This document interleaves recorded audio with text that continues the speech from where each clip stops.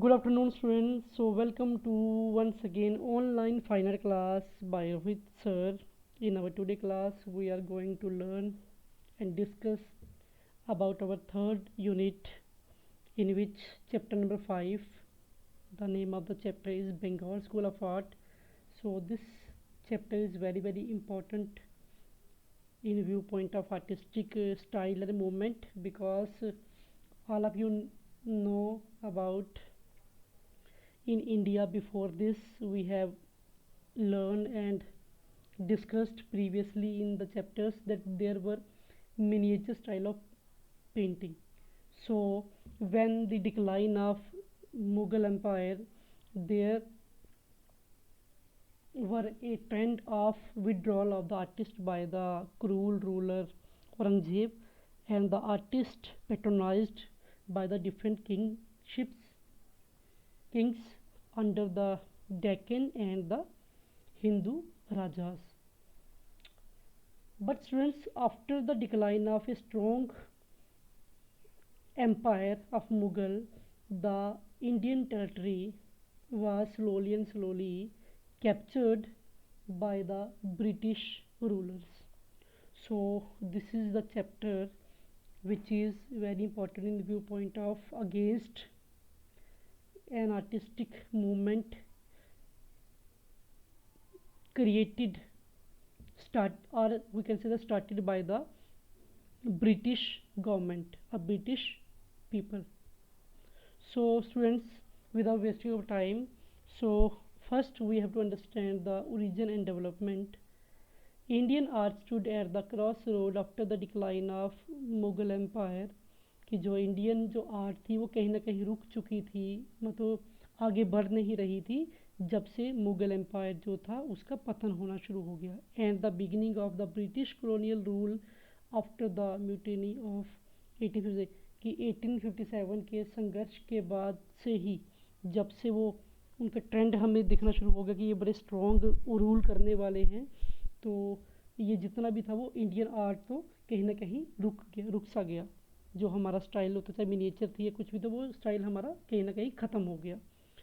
By the end of century, the smaller feudal states where art survived for some time were annexed by and one by one by the British rulers. अब हुआ क्या, century के and में, 19th century के last में आते आते क्या हुआ, जो छोटी छोटी स्टेट्स थी जहाँ पे अब तक भी थोड़ा थोड़ा कहीं ना कहीं मतलब मिनिएचर पेंटिंग या आर्ट इंडियन स्टाइल में चल रहा था, वो भी क्या हो गया, बंद हो गया। क्यों? क्योंकि उनको भी किसने कैप्चर कर दिया, ब्रिटिश रूलर्स ने एक एक करके। Indian painting reached almost a dead and, तो कहीं ना कहीं हम मान सकते हैं कि जो इंडियन पेंटिंग थी वो कहीं ना कहीं ख़त्म होने की कगार पे आ गई, dead.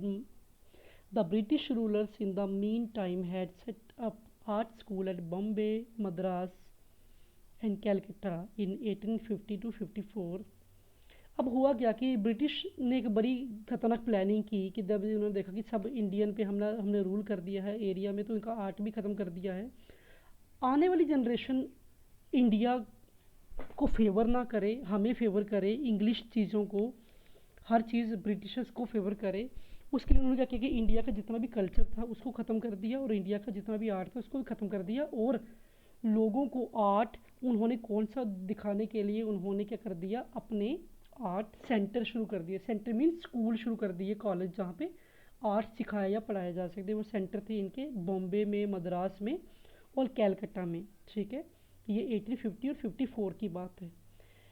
And by systematic propaganda successfully persuaded the educated Indian to believe that Indian had no culture heritage of their own.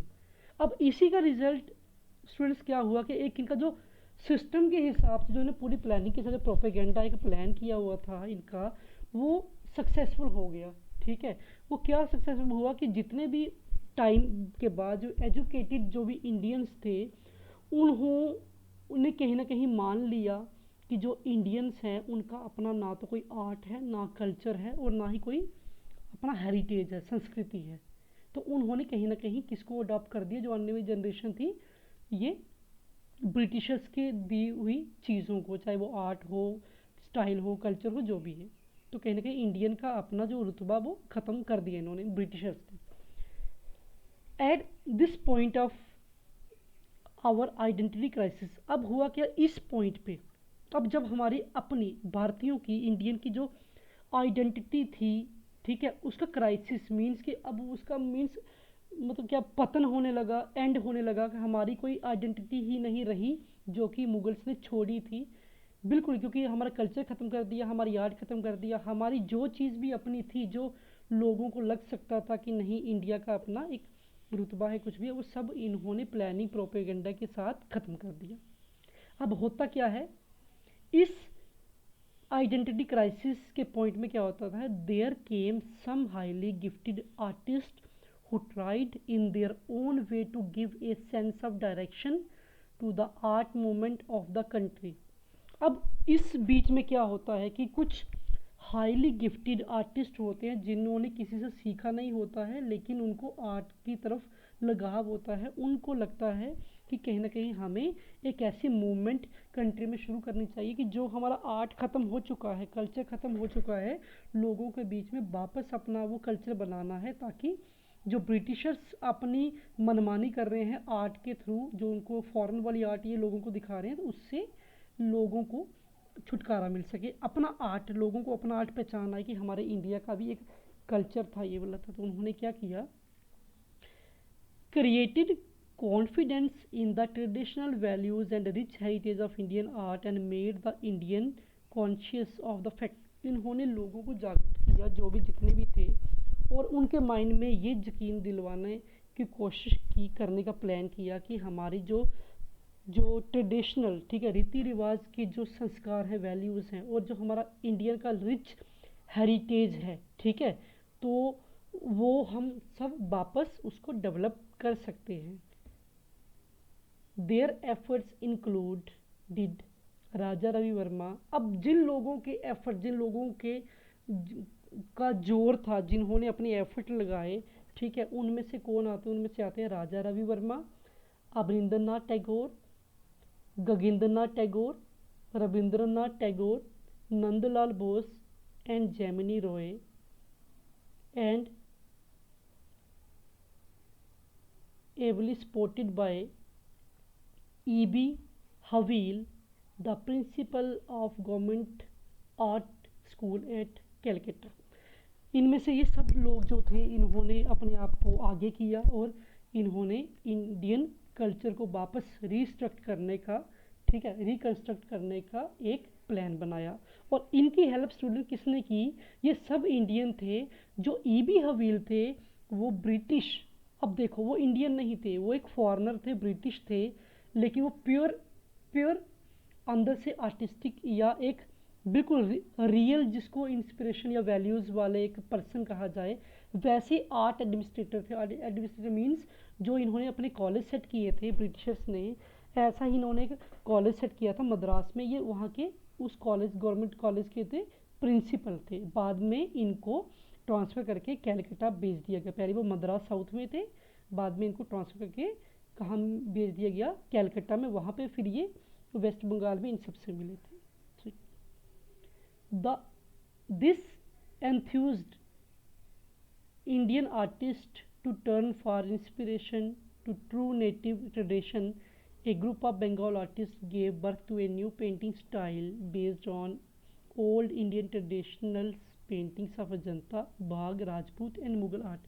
अब स्टूडेंट्स हुआ क्या कि इस एंथुसिज्म ने सब मिल गए और गवर्नमेंट कॉलेज ऑफ आर्ट के जो E.B. हवील थे, इनका नाम था अर्नेस्ट बेनफील्ड हवील, उन सब के प्रोत्साहन से मिलके क्या हो गया कि जो इंडियन आर्टिस्ट थे उनको थोड़ी सी एक ब्रेवनेस आई, और उन्होंने क्या किया कि एक ग्रुप बना दिया बंगाल के आर्टिस्टों का, जिन्होंने क्या किया, शुरू से एक नया ट्रेंड शुरू किया आर्ट का।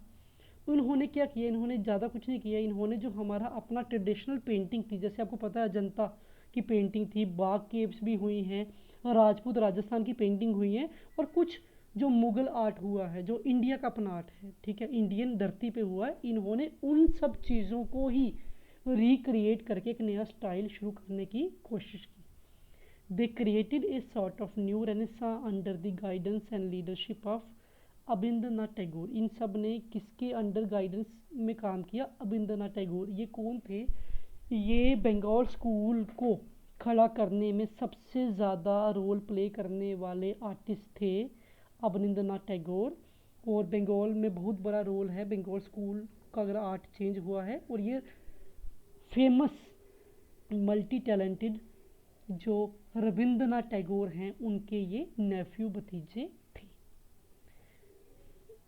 Students, you can see the picture of these two persons. First is Abhindranath Tagore, who created the new school of art, new art movement, and the second one is E.B. Havil, a person from the British administrator who helped and support Indian artists to create a new style, okay, against the British art style.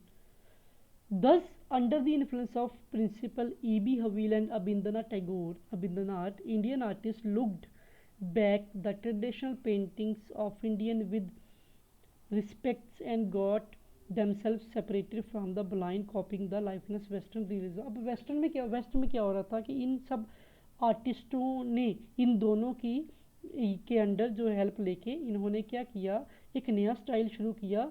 किसके against? कि जो एक अंधविश्वासी सा एक style चल रहा था कि वेस्टर्न में माना जाता है, वेस्टर्न में कि भाई जो भी चीज़ है उसको कॉपी करो, बस कुछ पेड़ दिख रहा है उसको कॉपी करो। तो जो कॉपी करने वाला सिस्टम था उसके अगेंस्ट इन्होंने एक नया स्टाइल शुरू किया।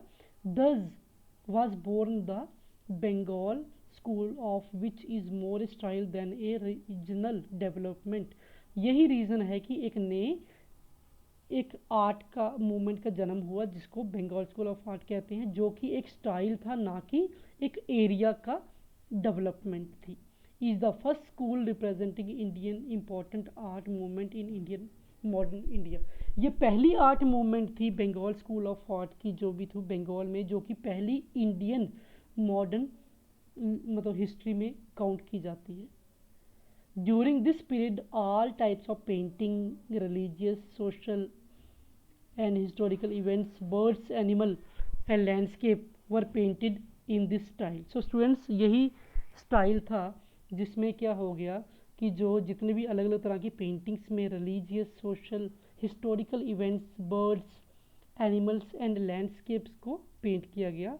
मेन मोटिव इन सब का यही था कि जो कहीं ना कहीं ब्रिटिश ने जो हमारे आर्ट को ख़त्म कर चुके थे और जो हमारे ऊपर एक जो वेस्टर्न एक जो एकेडमिक आर्ट जिसको कहते हैं वो थोपा जा रहा था, तो उससे इन्होंने बचा के इंडिया को हाईलाइट अपना आर्टिस्टिक कल्चरल जो एक स्टाइल जो मूवमेंट वो खड़ा करके इन्होंने हेल्प की। So students, this is the introduction of the our first topic which is origin and development of Bengal School of Art।